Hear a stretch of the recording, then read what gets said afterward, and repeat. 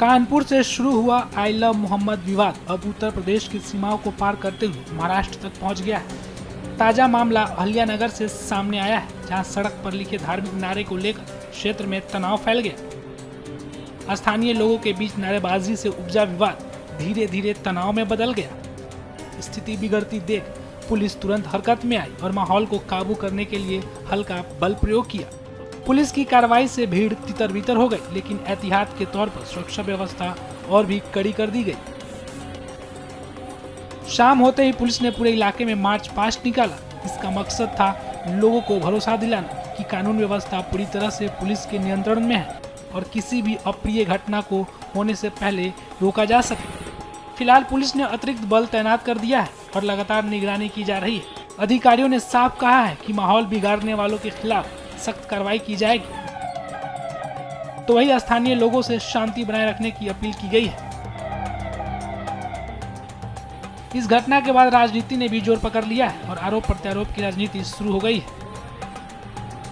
देखिए, I love Mohammad सल्लल्लाहु अलैहि वसल्लम, ये तो हर जो मुसलमान है उसको बोलना है। जब तक मुसलमान ला इलाहा इल्लल्लाह मोहम्मद रसूलुल्लाह सल्लल्लाहु अलैहि वसल्लम नहीं बोलेगा तब तक वो मुसलमान ही नहीं है। और हमको तो यकीन है और पता है कि देश का नहीं दुनिया भर का मुसलमान अपनी आखिरी सांस तक मरते दम तक आई लव मोहम्मद सल्लल्लाहु अलैहि वसल्लम बोलेगा। इससे किसी की भी दिल को आहट नहीं पहुंचती, न कोई असंवैधानिक है। और संविधान आर्टिकल 25 इजाजत देता है कि अपना अपना रिलीजन प्रैक्टिस कर सकते हैं। तो इसको बोलने से किसको आहट पहुंच गई, किसके दिल को ठेस पहुंच गई। मगर यहाँ देखा यह जा रहा है कि आप एफआईआर पे एफआईआर करते जा रहे हो, लोगों को अरेस्ट करो। देखिए, वायलेंस नहीं होना चाहिए। मैंने हमेशा से हर किस्म की वायलेंस का कंडेम किया था, करता हूं, करता रहूंगा। संवैधानिक तरीके से प्रोटेस्ट करने का सबको अधिकार है। अब देखिए क्या हो रहा है। पुलिस अहिल्यानगर अहमदनगर की आपने बात की, कल हमारे वहां पे जलसा होने जा रहा है। असद ओवैसी साहब उस जलसे का खिताब करेंगे एमआईएम का। और आज वहां पे पता चल रहा है, हमने विजुअल्स देखे आपके माध्यम से, वहां पे दिखा रहा है कि रास्ते के ऊपर रंगोली से किसी ने लिख दिया आई लव मोहम्मद सल्लल्लाहु। तो ये टोटल गलत है। देखिए, मुसलमान हर चीज बर्दाश्त कर लेगा, अपने हुजूर की शान में गुस्ताखी कभी बर्दाश्त नहीं करेगा। हम तो दूसरे के धर्म वालों की भावनाओं को ठेस नहीं पहुंचाते ना।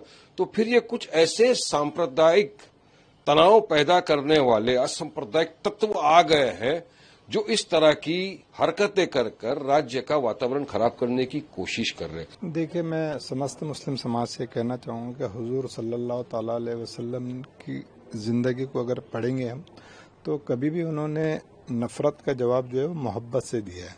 अगर ऐसी कोई घटना हुई है तो यहाँ पे महाराष्ट्र में एक अच्छी सरकार है, अच्छा प्रशासन है।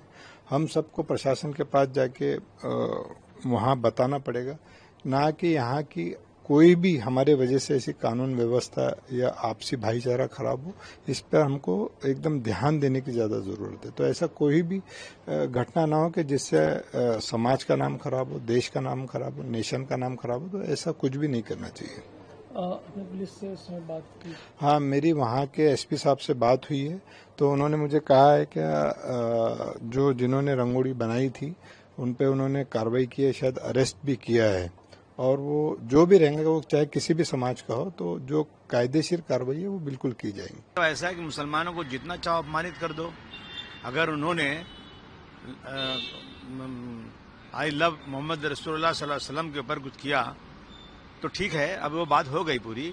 लेकिन बार बार उस चीज को लेकर के कहीं न कहीं मुसलमानों को अपमानित करना और सब केस मुसलमानों पर करना, यानी सारी गलती किसी और की हो, मुसलमानों को किया जाए। मुसलमानों कुरान शरीफ के बारे में गलत बातें अभी हुई थी, यहाँ पे मुंबई में हुई थी। वहाँ पर जो है कोई अंगुली बना के उसमें भी अपमानित मुसलमानों को किया जा रहा है। और फिर मुसलमान अगर एजुटेशन करेगा तो उसकी लाठी भी चलाई जा रही है।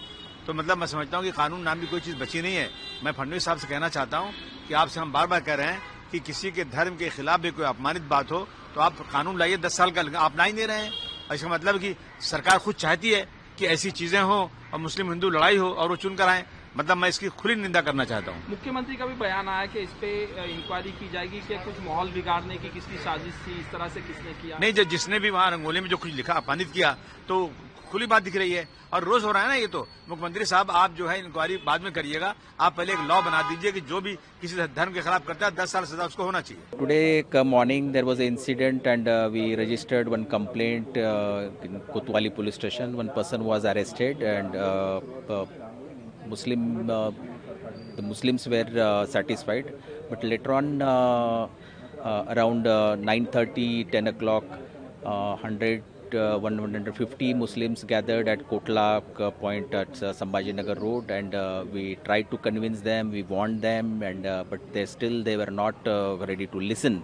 Then they started stone pelting. We used force and we dispersed the mob. Now we have taken more than 30 stone pelters in our custody. Accordingly, FIR has been registered at Tufkhana police station, and we are doing needful action. So what is the situation now? Is the situation is normal, peaceful, or tension is still and bandobast? What are the other security arrangements that have been done by the police? Now the situation is peaceful. We have deployed fixed points at strategic points. We have deployed patrolling mixed localities. Now our police force, they are conducting route marches. Now the situation is peaceful, and also we have conducted meetings with Hindu people and Muslim people, and now the situation is peaceful in the city. Since you are the Superintendent of Police, we want to make an appeal to the people, especially in the Ahmednagar. Sometimes the situation gets escalated due to the rumors, so I appeal to people that don't believe in the rumors. We are capable to handle the situation, and we have sufficient number of police force, so we'll be able to handle any kind of situation. So don't believe in rumors. If anything, they can approach police station, or they can even call on 112. We are there capable to handle any kind of situation.